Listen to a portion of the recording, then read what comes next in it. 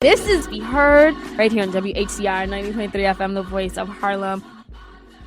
Welcome, everyone, to Be Heard Talk, an award-winning talk show that adds a taste of trap music, Asada Shakur, and spice to unflavored news. Each Sunday, we discuss race, politics, and culture from an unapologetic Black millennial perspective, and we give you the opportunity to be heard. So leave your comments on Facebook, Twitter, YouTube, and LinkedIn, and we will read them throughout this show. And for the 2020 election season, we partner with Black Enterprise as our official media sponsor. My name is Selena Hill, and I'm the founder of Be Heard Talk and the digital editor at Black Enterprise.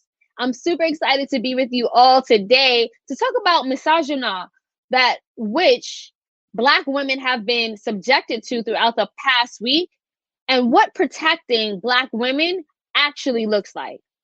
Now, before we get into that and I introduce my co-host, I actually want to let everyone know that this episode is sponsored by Black Spectrum Theater. You can start your subscription today and enjoy Black Spectrum Home Video Series. Head over to blackspectrum.com to learn more. And now, let's start by introducing my co-hosts, starting with Stanley Fritz. Selena, what's up? How's it been? I haven't been on the show in a while. I know, right? Out here looking like a young Huxtable with that sweater. I see you. Thank you, Stanley. You are looking good as well. We also have it. Oh, please, Stanley, introduce yourself before we move on. You skip me, right? So this is Stanley. I was. Your favorite co-host, formerly engineer on the PC 1s and 2s, but now we're on a StreamYard 3s and 4s. You can follow me on Twitter at Stan Fritz. You can follow me on IG at Stan Fritz. You can follow me on Clubhouse at Stan Fritz if you have Clubhouse. And if you don't, Selena has 10 invites. Get one from her. I really don't. All right. We also have with us Tammy David. Tammy on mute. Oh no, howdy. Tammy with the internet connection issue every week. How y'all doing? I missed you guys. It's been forever. Hey everyone, my name is Tammy David. For those of you who don't know me, I'm Be Heard Talk's problematic fave, always talking my nonsense every week, Sunday at 2. This week I'm really excited for our main topic because honestly, as much as I can't stand misogyny and all of the problems that Black women face, I do think that we need to take a look at social justice warrior culture and talk about how it's 2020. If you can't handle the heat, don't talk that BS. That girl who's out here looking for a 6-figure, don't be surprised when he expects certain things from you. So I don't know. I can't wait to get into it with my feminist faves here on Be Heard Talk. Before we get into my favorite part of the show, the news roundup, let's introduce our special correspondent for today's show, which is my Sag King favorite, Evan Mastronardi. Hi, Evan. I missed you. What's up? Missed you too, and happy birthday. We had back-to-back birthdays, Selena, then Tammy, and then my birthday's next weekend. Yup. Oh, so Sag season. I know Sag season in full force right now. We just saw a preview of it before then, but yes, I'm Evan Mastronardi. Follow me at @_Mastronardi and let's not be trash.com and let's not be trash with just the B on Instagram, and of course with my fellow faithful king Stan Fritz is my co-founder, and follow our podcast as well. Thanks for having me. Super happy to have you there, Evan. And before we kick it back to Tammy, I just want to shout out the haters in the comments who are saying this is old and BE's becoming a joke. We welcome you. This is an open forum discussion, and we actually appreciate the fodder. I'm going to kick it back over to you, Tammy. Before we start the news roundup, I just want to say, y'all don't understand. You're still giving us publicity. And I got canceled. I've been canceled for 2 weeks straight on TikTok, but my views are off the charts. So welcome to the show. Leave us problematic comments. We will be glad to respond. Now, before we get to our main segment, it's time for the news roundup, where we bring you stories that made you scream, stress, and wonder, is flatulence really inappropriate? Or is politics that crazy? Today we're going to be talking about the Michigan hearing that became a joke. We're going to talk about nappy-headed hoes. And we're also going to talk about why Obama might be getting canceled by leftists this week. First up, I want to bring attention to white liberals and their racism. So Vogue is doing a lot these days, including inspiring white women to show their behinds. The December issue of Vogue has caught a lot of traction, having Harry Styles as the first solo male cover in a Gucci dress. Harry spoke on the blurring of gender lines and talked about how fashion should be for anyone. Now, Candace Owens, white America's favorite problematic Black woman, went off on Twitter calling for society to, quote, bring back manly men, slamming Styles as a symbol of what is wrong with America. But one white liberal took it too far in the clapback against Candace Owens. Miley Cyrus's largely unknown sister, Noah Cyrus, responded to her critique by sharing a photo of Styles in the dress to her Instagram story, captioning it, and I quote, "He wears this dress better than any of you nappy A-word hoes." Cyrus was immediately canceled on social media by progressives, liberals, and conservatives alike, many of whom took the time to educate her on how racist the term is. A lot of people brought up the historical drama of Don Imus calling the Rutgers women's basketball team nappy A-word hoes, and how he swiftly lost his job afterward. Cyrus later posted a dry apology, which didn't sit well with the Black community. She claimed that she didn't know what the term meant and that she was mortified that she used it after learning what it means. So let's get some commentary here. So first, Selena, do you take her apology seriously, especially as our shows like Resident Poppin' Naturalista? First of all, no, she needs to take a seat, okay? I'm really sick of the sexism, the racism, like all of these isms that come from quote-unquote white progressives. The fact that she's calling Candace Owens, first of all, I don't agree with anything Candace Owens says, and I think that she is definitely liable for racism, but we don't need the misogynoir directed towards her. You can criticize Candace Owens without calling her nappy-headed. And then for Noah Cyrus to claim that she didn't even know what the term meant, take several seats right now. Because first of all, to say you didn't even claim what it meant, why are you using that term?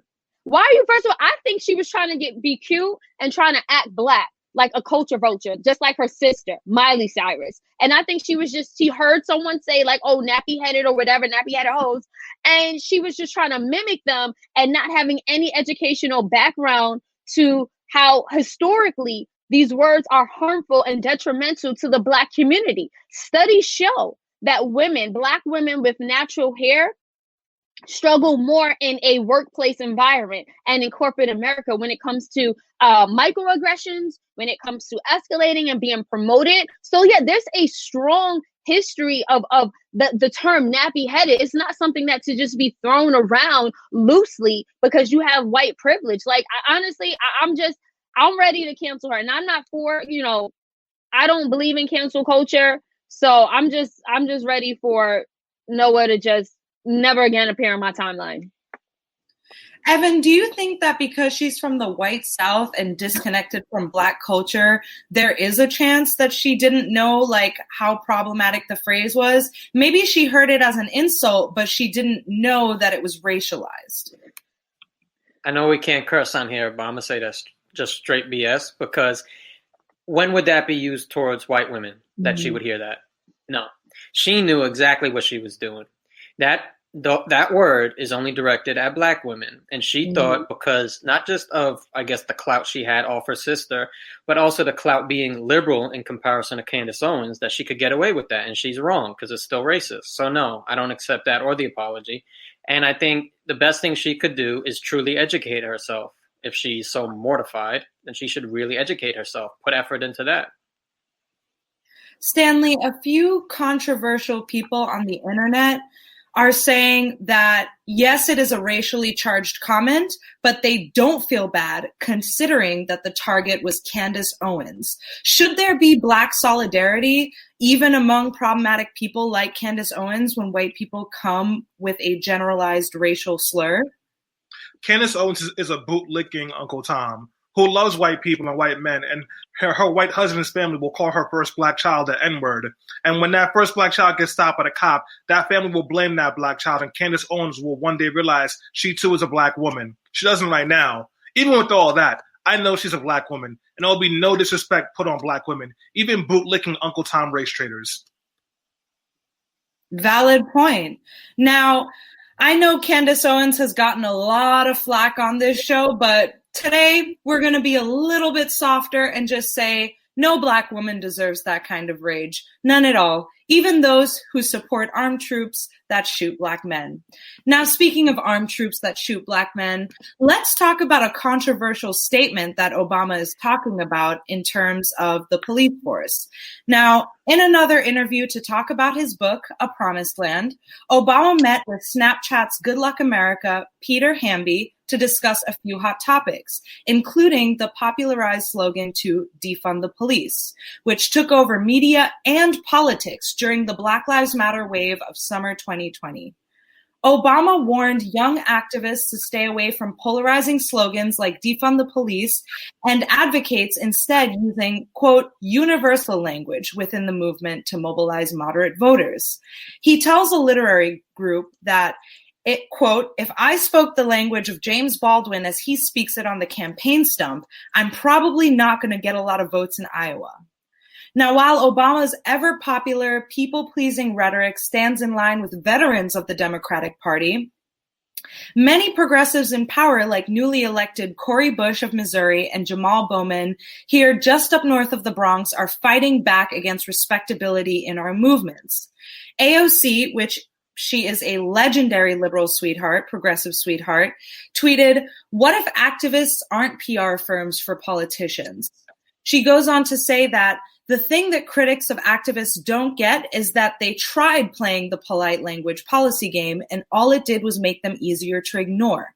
It wasn't until they made folks uncomfortable that there was traction to do anything, even if it wasn't their full demands. The whole point of protesting is to make people uncomfortable. Activists take that discomfort with the status quo and advocate for concrete policy changes. To folks who complain protest demands make others uncomfortable, that's the point. Now, this thinking isn't unusual for Obama, who at the beginning of the protest this summer said that the solution involves everyone, regardless of race or class, and that includes, quote, the majority of men and women in law enforcement who take pride in doing their tough job the right way every day. So despite disagreement from the activist world, liberals love this line of thinking, and there is no denying that this resonates with the party as a whole. Selena, I'm going to go to you first. A lot of people checked him saying defund was the milder version of what people were calling for, which was abolition. Is Obama really on our side if he's decrying our movement and defending cops, even when we've already toned down our slogan? You know what, Tammy? Great point and great question. I think you hit it on the head when you said that Obama's critique of defunding aligns with his longtime messaging on policing. You gave a great example. Even though he has spoken out against police violence directed towards Black and brown people, he has also praised police officers for the work that they do. Now, he did that a lot while he was in office. Being the first Black president, you know, he had that pressure to not appeal, as he said, to only Black America. He said, I can't be the president for only Black people. And I felt like he had an unprecedented amount of pressure to try to appeal to both sides because of racism. So how I say that to say, well, he's no longer in office and he still kind of takes a very moderate stance when it comes to police violence. And I think it's just a fundamental misunderstanding of the oppression of the institution of police and how it oppresses Black people. I don't know if he's just disconnected or if maybe he's just, you know, he always told the line. So maybe he is very centrist and moderate when it comes to these issues.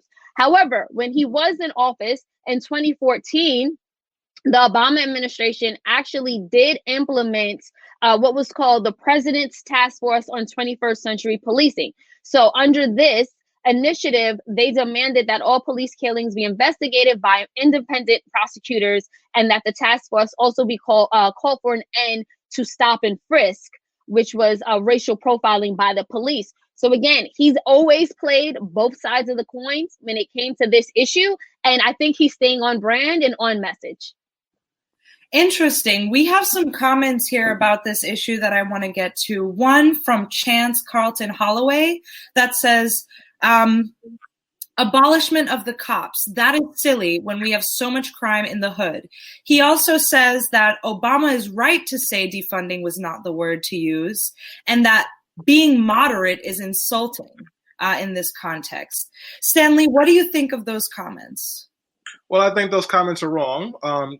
Nice try, Chance. But it's pretty reflective for a lot of older black folks and a lot of younger black folks at that. I'm not upset about Barack Obama saying that defund the police is an empty slogan because Barack Obama doesn't actually understand what defund the police is. It's a policy demand. It's not an empty slogan. But additionally, we have got to be fooling ourselves if we think that everyone is just going to ride with us on defunding the police. Just 5 years ago, people didn't even support bail reform. We have a lot of organizing and educating to do to get people where we are so that they can understand what defunding the police is. Because the fact of the matter is, if you care about crime, you got to be asking the question of what causes crime, what puts someone in a situation to commit a crime. And it's lack of access, lack of housing, lack of finances, lack of money to pay bills, and poor education. And if you took money from police departments and put those in communities, you would mitigate most of those problems. Thank you so much, Stanley. Next, I want to highlight a comment from a longtime listener. Shout out to you, Rachel. Rachel Zimney says, Obama loves to discount progressives. I don't know why anyone would listen to his opinion on this. Evan, do you think that Obama is discounting progressives, especially since progressives have mainly been on his side for quite some time? And why is it that people are listening to Obama on this issue? So Obama said it was an empty slogan. He didn't say it was an empty movement. And I watched the whole interview, and I do think he was very dismissive of the wording. You got to remember, Obama got elected because he's a great orator. He cares about words. He cares about all the things that got him elected, and that's been his life for years now. And no, it didn't go away when he got out of office. I think that he supports, right after he said that, he said, maybe we need more mental health workers showing up at the scene. And I'm like, that's defund the police. It's not that there aren't elements of the movement that he and even Joe Biden, even though Joe Biden's lost if he thinks the police need more money, it's not the movement itself.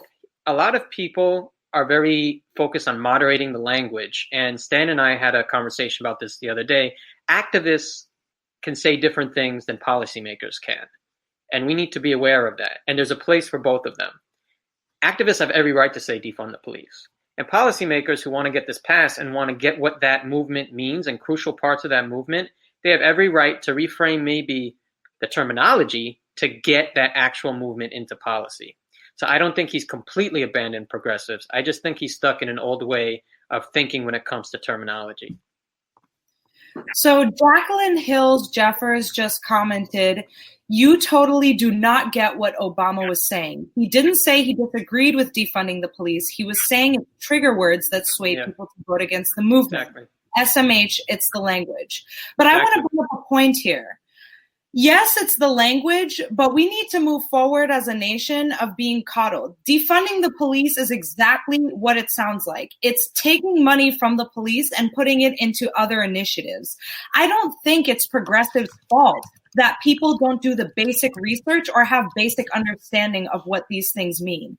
It's not like activists just went through the street screaming defund the police and weren't explaining themselves. There were lots of politicians willing to take the time to break this down. There were leaders of the movement and organizations ready with policy initiatives.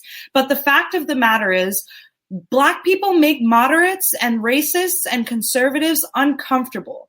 And they hear defund the police, and all they hear is that Black people in their neighborhoods get to run rampant unchecked. Defunding the police is not a matter of language, it's a matter of policy. And if defunding the police makes you uncomfortable, ask why it makes you uncomfortable and do the research to look into it. Now, thank you so much, you guys, for the comments, but we are going to have to move on from this. On to a silly story that will hopefully make you smile like it made me smile. Let's talk about the election hearing in Michigan on Wednesday regarding voter fraud in the election that went viral after Trump's hot mess team embarrassed themselves in more ways than one. Now, first, there was Melissa Carone, a former contractor for Dominion Voting Systems who went before the Michigan House Oversight Committee as their star witness. She was bizarre, combative, and to many, she seemed drunk as hell. Her testimony instantly went viral, claiming that she witnessed a host of election misconduct, including votes by illegal immigrants, dead people, and an overtally by 30,000 voters, leading to a 120% voter turnout rate. She repeatedly spoke over politicians questioning her at the hearing, raising her voice, prompting Rudy Giuliani to lean over and try to quiet her. Now, speaking of Giuliani, he was the second Ace viral moment that was actually a twofer. Twice on video while giving testimony, Trump's right hand in this legal battle was heard flatulating loudly, which has since been confirmed by several reps who are in the room. After he farts, you can see the person next to him give him the eyes. Can we play that clip? The answer that I gave you is they didn't bother to interview a single witness. Just like you, they don't want to know the truth. Not part of that. I will ask that he be disciplined for that. First of all, hold on. First of all, Odor in the corner. Now, needless to say, with what a hot mess the hearing was, it did not show any evidence of widespread voter fraud by the time it was over, according to the Detroit Free Press. Okay, Evan, first, do you think that star witness woman was drunk? Because she seemed off the sauce. Can we see her too? Because that'd be really fun. Let me see if I can bring up a clip. Hold on. But in the meantime, do you think it was inappropriate at all that he farted on camera? Look, I've seen enough things emanate from Rudy Giuliani this year that I don't need to see any more. Between him dripping his head, it's funny. I could have sworn that the judge said odor in the court, not order in the court, after he did that. And you definitely saw the lady next to him give him the side eye. I don't really care if Rudy Giuliani can't control his bowels. I care that he can't control his mouth, and I care that he can't. He's out here saying wild things. I don't know what Trump has on him, but he's, supporting whatever he does. Him farting in court is the least of our problems. But I didn't really watch the Star Witness. I just heard testimony. I didn't want to give it any attention, honestly. I knew it was going to be ridiculous. There is no evidence, and she's going to fabricate what she fabricates to make this more of a spectacle. So I didn't even watch the details of it. Selena, considering how messy this is getting, do you think Trump will end his legal battle soon, or is he going to keep going? Trump is here for the mess. Are you kidding me? He's trying to convince Georgia, as we speak, to overturn the state's election results. First of all, he's already even talking about running for re-election in 2024. Look, he made his career based on mess. It proved to be successful in helping him, gain exposure and publicity as this, con man or whatever. But he's found success as this personality, and he turned the White House into a show, into a circus. Look, and Rudy Giuliani is just the latest clown to join the circus. Evan doesn't care about him passing gas. I do. Not only has he been an embarrassment in that way, and I get it, everyone has flagellants. He did it twice. But just in November at a press conference, he started sweating out his hair dye. Like, he's so embarrassing. He went from America's mayor to this. And he needs to, honestly take several seats. That's the underlying theme of this show. Y'all need to take a seat. Well, hold on. He was never my mayor. Rudy Giuliani was never my mayor. No, he wasn't my mayor. He was white people's mayor. Because Rudy Giuliani has always been a racist. He has always been a white supremacist. He has always been trash. And I'm not surprised that he's farting and sweating out Beijing during court hearings. He's an example of why the Trump administration and anyone who supports them is just an idiot. It is all a dumb game. And I can't wait till these people are gone from our televisions and our news because I'm just absolutely sick of it. Rudy Giuliani, good riddance. Gone is the key word here. I think all of us here on this show cannot wait until Biden is inaugurated so we can have enough of Trump and his clown posse who continue to embarrass themselves on a national level.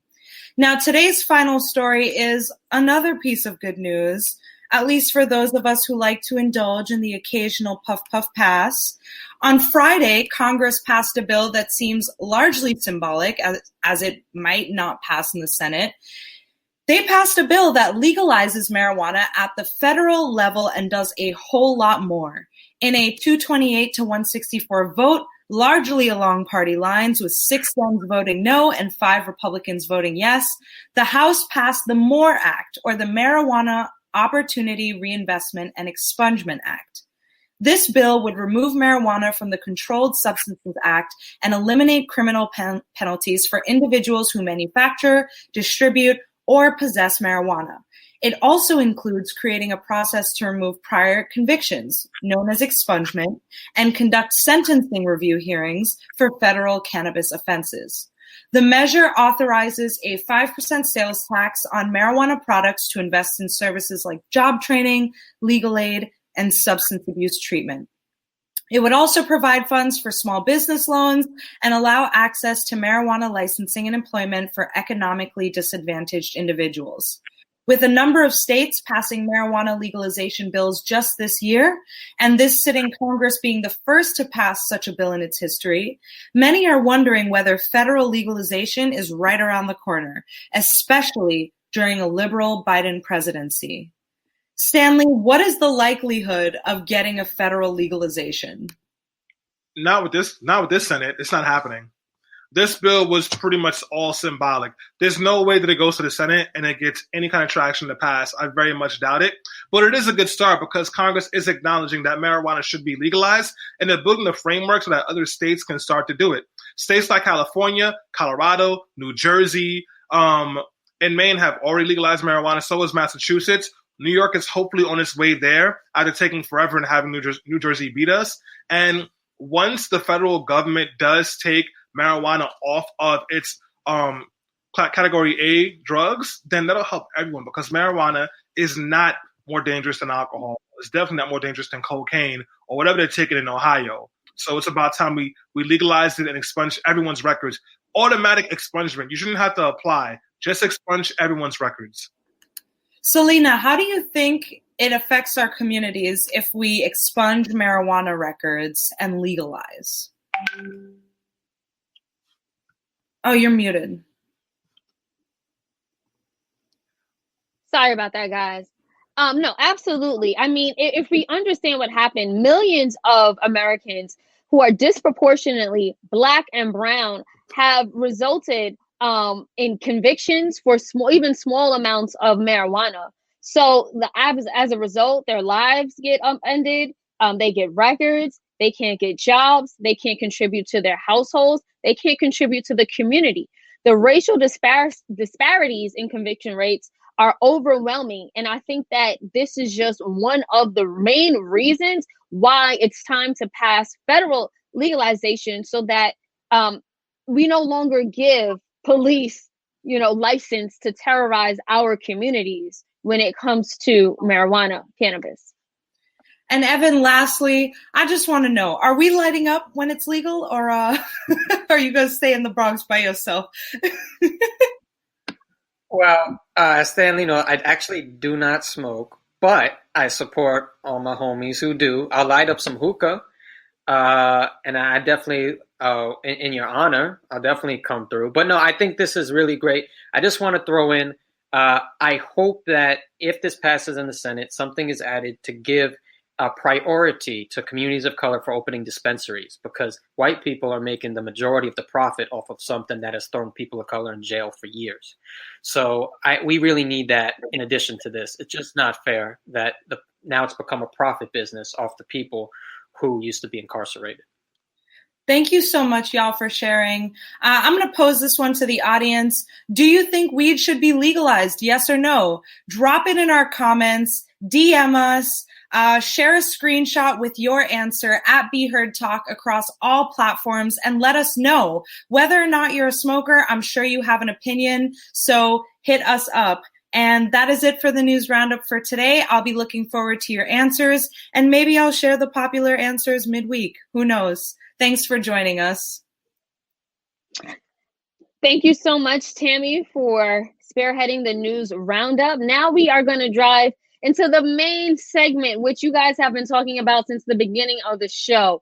So the murder of Breonna Taylor earlier this year triggered the rallying cry, "Protect Black women," especially within our community. However, we continue to see examples where Black women are subjected to physical violence, emotional abuse, and just outright berated at the hands of Black men. Over the summer, it was Megan Thee Stallion who revealed she was shot by Tory Lanez. However, a swarm of people in our community rushed to Tory's defense. Meanwhile, in just the past week, Black women were berated for twerking in a Dallas restaurant by a Black man, while another Black woman who was seeking relationship advice from notorious relationship consultant Kevin Samuels was told that, and I quote, was going to die alone because she was average looking and did not qualify for a man earning six figures. Now, I do want to play these clips. I understand we want to start with the clip of the Dallas restaurant owner who called out some patrons for twerking. Can we play the clip?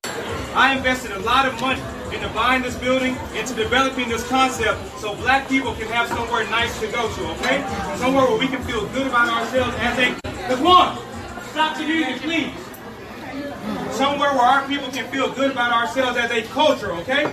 Yeah. No, real talk. And so all this twerking, take it to Prime, take it to Pink, don't bring it here because we're a restaurant. And so beyond that, 75% of my customers are ladies. And I want men to show respect for themselves for how they carry themselves here. So how can I tell the men to respect themselves and you guys are twerking on glass here? If you want to do it, get out my restaurant. Because I did it for our people and I did it for our culture. So don't do it now. Don't do it again. I don't want to hear it. If you don't like it, get out because I don't need your money. I need to provide something for my people. Thank you for playing that clip. Now, since that clip went viral and has received lots of backlash online, that owner, his name is Kevin Kelly, he says that his restaurant business has actually been booming.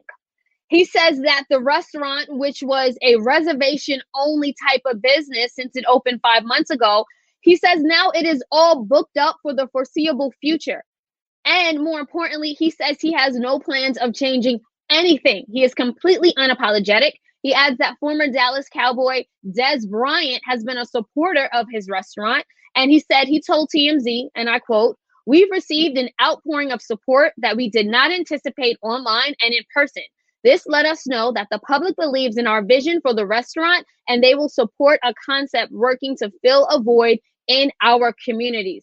So again, and I know you guys have a lot to say about this Dallas restaurant owner and how he spoke to the women who were patronizing his business for twerking.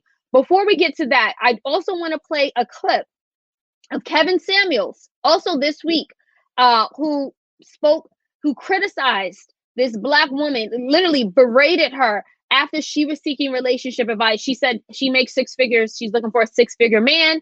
And this is what Kevin Samuels had to say in response. I honestly want a six-figure guy, is what I'm realizing. And ma'am, and that's my point. You ladies all feel like, listen, you ladies all feel like you're the exception to the rule. And then when someone like myself comes along and gives you a dose of reality, instead of just accepting it, it's like, yeah, but I'm special. You don't know any men on this level that are not your father, that aren't related to you. That means you don't know these men. You don't know where to go get them. You don't know what they want. But you're still saying, pick me. They don't want mid-30-year-old baby mamas. Right. And that was just a portion of the clip. So if you guys have the time, I encourage you to watch the whole clip, actually the whole hour. He goes on to say, you're going to die alone. He goes on to say, you are average at best. he goes on to say, "Get the F off my get the F off my screen," and he hangs up on the woman. It was literally brutalizing to watch. So I do want to just open up this conversation to the floor. Again, for the next 30 minutes, we're talking about misogynoir, which is a relatively new phrase that was coined by Moya Barely to describe the specific hate, dislike, distrust, and prejudice directed towards Black women. Stanley, what was your reaction in particular? We're going to start with the Dallas restaurant owner who chastised Black women for twerking in his establishment and the backlash he received on social media. And I know we're getting really good comments. I mean, both videos were disgusting and disturbing, and I think Joanna McKinley, who's in the comments going off right now, said it perfectly. Of course, his restaurant would be being successful. People hate Black women. This guy went in there and just disrespected everybody, but then explicitly disrespected the Black women in that space who paid good money to come there.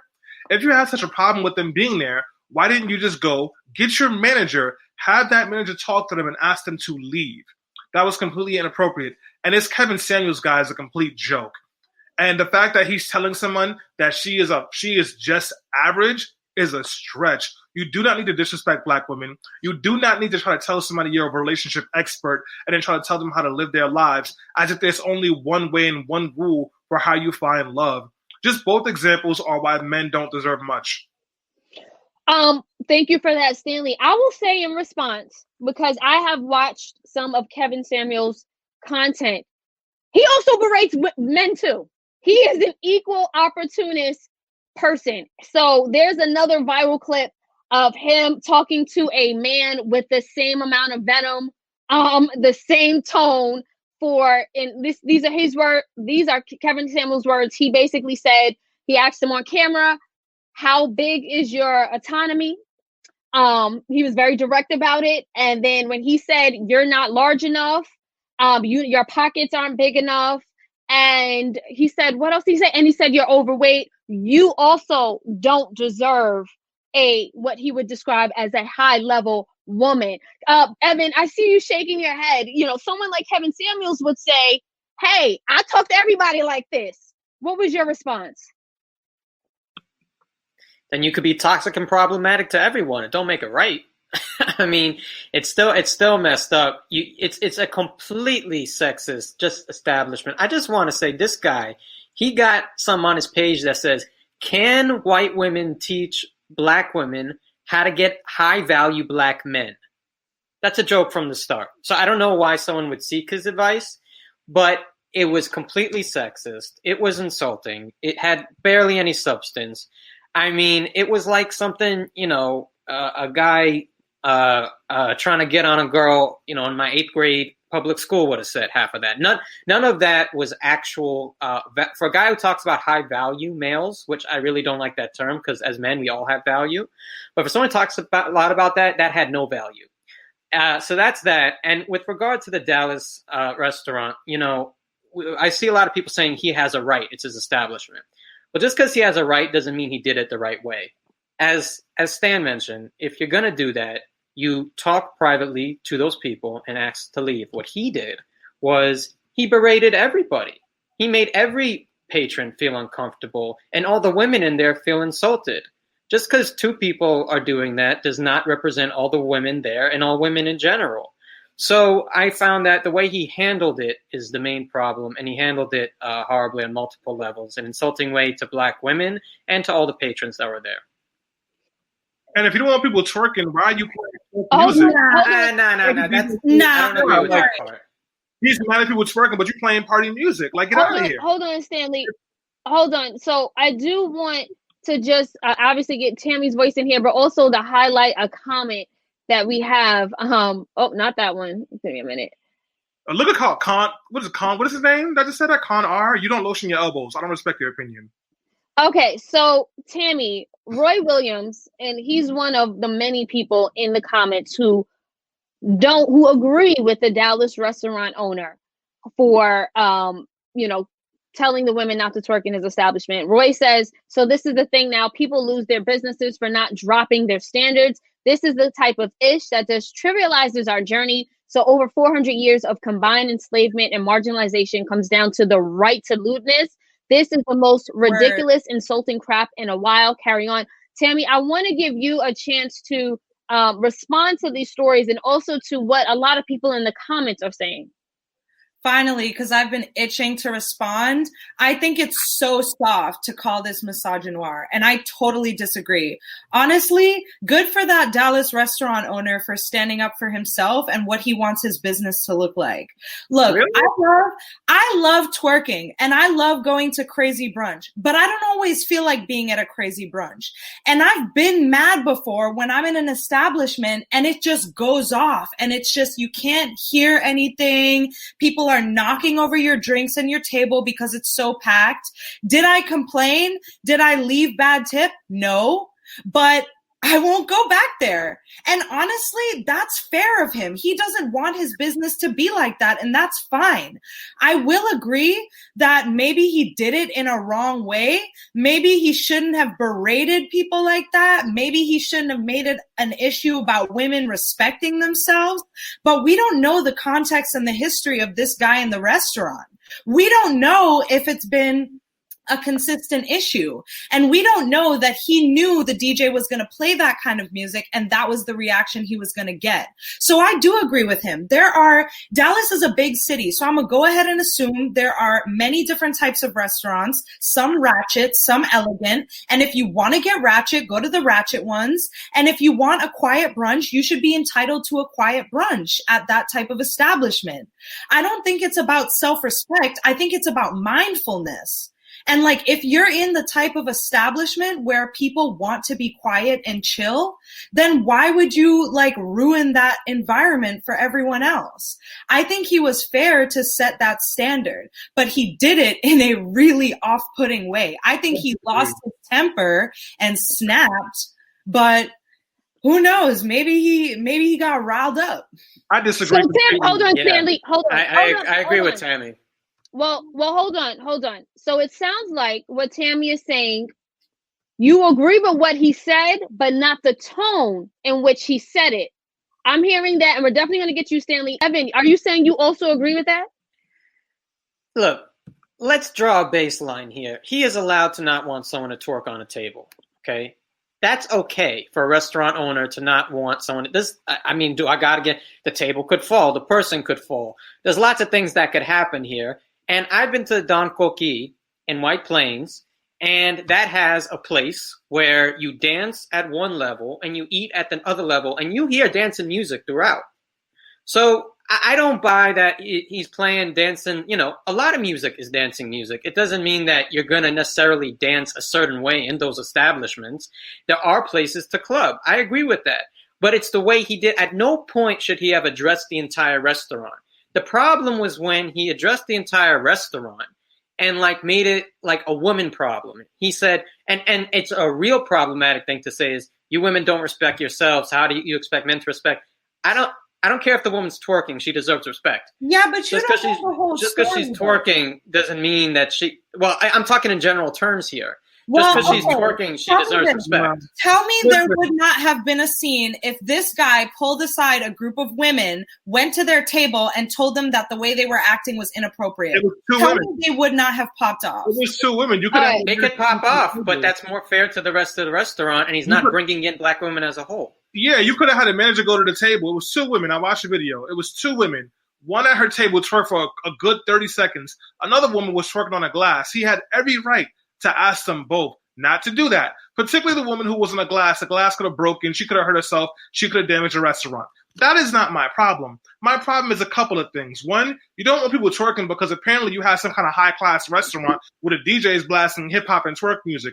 If you serve chicken fingers and french fries, you are not high-class. Stop the madness. Two, we are in a pandemic where millions of people in Texas have COVID, and you have an open restaurant where people are eating. So you don't care about these people anyway, but they're still risking their lives because Texas is the wilderness and risking COVID to eat your chicken fingers and french fries, and then you stop the music and stop the good vibes to yell at them. 3, because this pissed me off so much, I did my research. He has had multiple events there where people are dancing and standing on tables and eating food. And even one instance when he was on a table dancing with other men and it wasn't a problem. Then lastly, but the most important thing, how can I tell the men to behave themselves when you can't? Really? So now we're going to say that unless women act a certain way, men have agency to be any kind of trash way they want to be? This is completely disrespectful. And it's not about, you get to be authentically black. That's not about it at all. There is a time and a place for things, and there's a way you handle things. And you shouldn't throw stones if you live in a glass house and he is in a glass mansion. That I can agree with. But what I can't agree with is comments like Johanna McKinney's, where she says this issue is not him not wanting people standing on his furniture. It's him saying black women can't be respectable unless they blank. This is the same respectability politics that asks a rape victim what she was wearing. It is the same thing. No, it's not. He literally said. No, it is. At the end, he literally said that. Tell men to respect you if you don't respect yourself. No, I understand that, but if it's a restaurant full of we don't know the history and context of this restaurant. Like, if he has already spoken to patrons, if this is an all-female moment and he's talking about having a certain air of respectability in his space, that is okay for him to do. And I don't liken it to victim blaming for an assault because he's asking patrons not to be a little ratchet in his place because he's not in the mood for it. Why is it ratchet? Because they're twerking? When the white people do it, it ain't ratchet. It's great. When white people do it, it's double ratchet. But we're not going to sit here and say... For 30 seconds, Tammy. We're not going to sit here... And he said, how can I tell men to be respectful when you don't respect yourself? What does that mean? So now the men can go there and slap the woman up? What does that mean? I got something to say. Go ahead, Evan. In that restaurant, and he didn't have a problem. In another video, there was another video where he was on the table with other men and they were dancing, and it wasn't a problem. So why was it a problem when 2 black women did it? Well, I think, just to chime in here, and I would love to see those video clips. Thank you for pointing that out, Stanley. It may have been the manner in which it was. Look, I watched twerk video. Me and my friends twerk. It is sexually provocative if you do it in that type of way. So he might have been saying, I don't want that type of element because there are children here, there are elderly people. Look, I mean, let's just be honest. Like, when you're twerk, I don't know how they were twerking, but when me and my friends twerk, we bent all the way over. Like, I don't know if so let's just be honest. Like, it could have been the style of dancing that was that's inappropriate. Like, that's just a reality. Before we continue with this conversation, I want to get to the second story because I know I'm gonna piss y'all off again with this opinion. Okay, thank you, Tammy. Well, okay. We do have to just keep things moving. I'm sorry about that, Evan. I know you want to chime in. It's okay. But Kevin Samuels, again, he is a relationship consultant. He told this woman, you are average looking. You're going to die alone if you continue to seek men with 6 figures. Tammy, your response. Yo, I know it's really bad, but society has brainwashed us into thinking that, on the gender binary, each side, like man and woman, has a certain worth. People who subscribe to this need to subscribe to it with their whole chest. Like, we're getting to the point now where we can address this as a society being problematic. But if you're a marginalized group, for some reason, you're not upheld to that same standard. She's saying that she only wants to date a guy with money. How is that not problematic? And why is it that Kevin Samuels is problematic for saying, well, sweetheart, millionaires only want to date pretty girls, and you're not all that pretty? Yeah, he was mean, but he made a point. Like, if you're going to be shallow and say, I only want a dude who's packing 8 inches and 7 figures, then be ready to get a Brazilian butt lift and $1,000 weave and bleach your skin, because that is what they're looking for. Period. And I'm sorry that her feelings got hurt, but she really pulled up and said, I only want a man that's 6 figures. Thank you, Tammy. Hold on. Evan didn't get a chance to speak in the last story, so I want to just get your reaction first. Look, Tammy's making a point. People are socialized to preference people that have like symmetrical faces that we consider attractive. And there is a thing where certain people do want to date upward based on lifestyle. It's not always for love. Sometimes, you know, finances do play a role in choosing a partner. I think that's the point that Tammy may have been making here, that's the reality of the situation. Evan, what was your reaction? Again, I don't believe in fighting toxic with toxic. I mean, like Tammy's right that this is something that is wrong against men. And part of the reason, I know Stanley and I have read The Will to Change, and a lot of male depression, a lot of male identity is around work and them producing. And a lot of men, you know, killing themselves and feeling like they're inferior is around men producing. So the six-figure thing really does go deep with guys, and it's unfair. That being said, but what Kevin Samuels said in response was also about all women. He wasn't just addressing her. He was addressing all women, and he was like, in just any general objective way, like he's a scientist of some sort. You are like a 5 and below average. First of all, who the hell is he?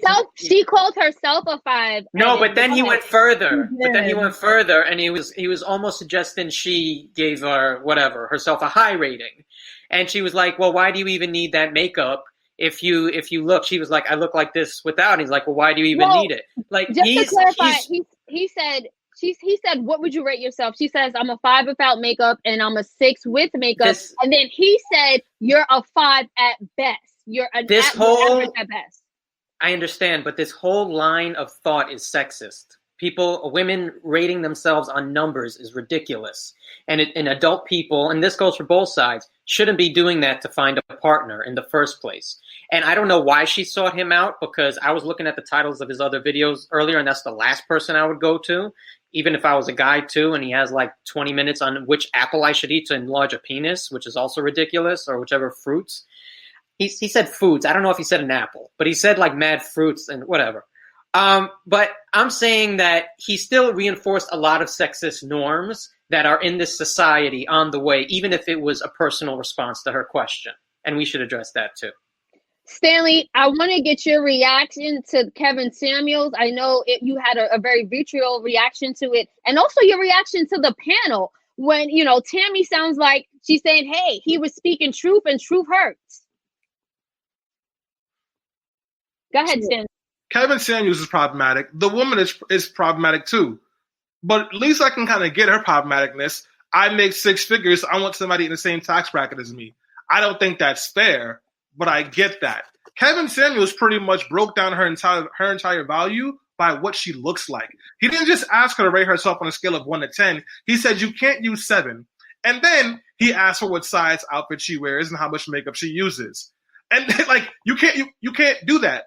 And his idea of what makes a top tier woman is completely physical. And people who think like that have never actually been in a real relationship. Because if you have, you understand that 1, while looks are important, they don't make up the entire parameter for a relationship. And 2, a relationship is more than just how somebody looks, because looks fade and money goes away. Just ask Rick James if he was still alive. He blew it in a summer, $1 million. So some idea that this 51-year-old man with a Zoom channel where he can't even get proper lighting, shout out to help me get my stuff together, he can't even get proper lighting, is going to tell this woman who makes 6 figures on her own, because then he downplayed her business because it's a pet company, and he said it's not Microsoft. Then he downplayed her business and said she doesn't deserve it. It's not just disrespectful and dismissive, it limits who we are. Like, how are you so like women only have value if they look a certain way, and men only have value when they make a certain amount of money? That's wrong. It's incorrect. And how much money does he have? And then his tone with her was all off. And yeah, sure. He also commented on the fat dude, said your penis is small, your bank is non-existent, you don't deserve a 6-figure woman, right? He could say that, and he could be toxic, and he could still be wrong. We got to move away from these unrealistic and unfair expectations for what someone needs to be in order to have value. Everyone has value and everyone has preference. To some people, I'm the best thing in the world. To some, I'm not. That doesn't mean that I don't deserve love. And it's really disrespectful to do that to anybody. Well, to sort of move this conversation along, I agree with you. And I don't think that Kevin Samuels was making a point saying that you don't deserve love. What he told the woman was that you should not be limiting yourself. He said she would die alone. Yes. Okay.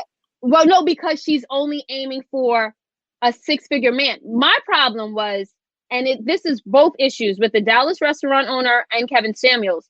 It was the tone and the approach. Because if I was having that conversation, I would have told her, sis, you're limiting yourself by only seeking out this one type of man, where you can be dating a man who has a job, who wants to contribute to the your household. Maybe he's making 50 or 60,000, but he's loyal and he has character and he has morals, and he will love you wholeheartedly. So I think if we would have framed it in that type of way, then we could understand that, yeah, there's a universal truth there. But, we did make the point that they were both problematic. Just moving things along, the tone for me, in both examples, was completely off. It was humiliating. And the thing that I'm uncomfortable about is that it's coming from Black men. Black women and Black people already are subjugated to white supremacy and this type of harassment and bullying and microaggressions.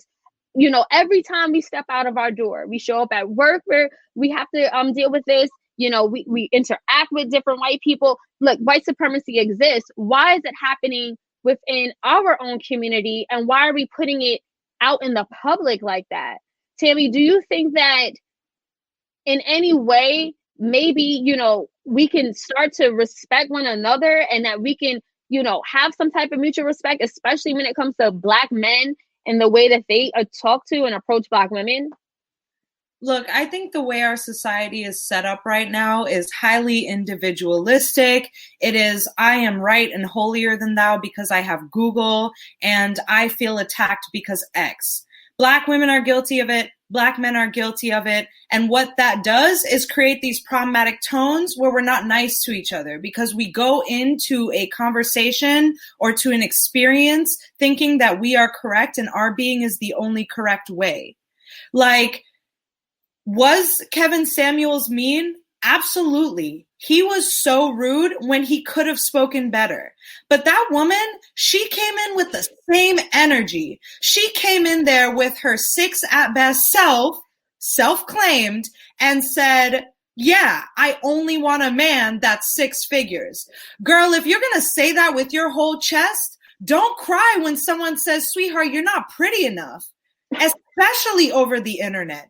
You are just as shallow. Yes, Hamara, she was just as shallow as he was. And for me, if you have that energy coming in, then don't be mad when you get that energy back. I think, Selena, you're so right. The lesson of the day is definitely tone. Like, I think Black men, look at the way that you're speaking to Black women and what you're requesting of us, because at the end of the day, we are the people riding for you, supporting you, going to your business, patronizing your business, supporting your shows. So maybe think about that the next time you want to berate it. But also, Black women, stand up for yourselves. Have a cohesive argument. Like, when people treat you like this, clap back. She came up there asking for 6 figures, got insulted, and then at the end was mad quiet and then said, well, don't be mean. No, girl, you came in with the point. Make the point and bounce. And to all those women at the restaurant that day, I am very sorry that you got berated, but you know what? Tell your sister girlfriends and find a new brunch spot, because clearly that isn't the spot for you. It always be the Stanley. Hold on, Stanley. We're getting to you now. Let me just say, as we wrap up this conversation, Stanley, I definitely want to get your final thoughts about, again, the relationship Black men and Black women have, and how Black men have historically contributed to misogynoir. And I hope I'm saying that right. You and Stanley helped a little bit today. Go ahead, Stanley. You can speak. Go ahead. Well, it's always the men who should have the lowest standards, who have the most opinions about what women should be doing or how women should look. Have you seen Kevin Samuels? What does he actually do besides yell at people on Zoom? Really? Half the dudes who are in the comments right now criticizing me and Evan, they probably have never even discovered lotion or moisturizer. They probably can't afford a pair of sneakers more than $50 but still break their pockets to do that and can't pay their cell phone bill. They probably can't even deliver food on their own table, but want to lead a household. Why don't you fix your face, use some chapstick, take a shower, get some non-chemical deodorant, and go to therapy before you have an opinion or a word to say about black women? Because black women have been carrying half of you broke, no good, talentless, effortless Negroes for years. So I don't care if sis was problematic saying she wants a six-figure dude. She's self-made. Yes, sis, go get your six-figure dude. Because let me tell you a secret about men. Most of these dudes will have sex with an armchair if it would let them. They don't have any standards to begin with. So don't let them try to come over here and tell you who you need to be. Support black women all day, every day. And if you're mad about that, go lotion your elbows and don't watch the show, because that's my energy all the time. Evan, you speak about issues of sexism all the time on Let's Not Be Trash. And we heard Tammy, who is, I think, our resident feminist here. But she says that, hey, you know, it sounds like she said it only takes two to tangle.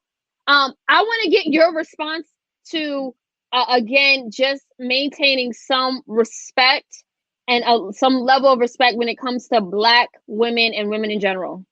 Evan, real quick, these dudes couldn't find a G-spot if it was attached to a white woman. And you know these kind of dudes love white women. I'm done. You know, I also love so I went Kevin Samuels. He had a whole thing about like can black women learn from white women how to get high value black men? I don't understand this. Okay, I just saw that title. That's not a wait. Okay. Here's my thing, right? Black men really, really need to treat black women better. But also, black women, we don't need to go to these guys for validation anymore. Like, that's the thing. It is 2020.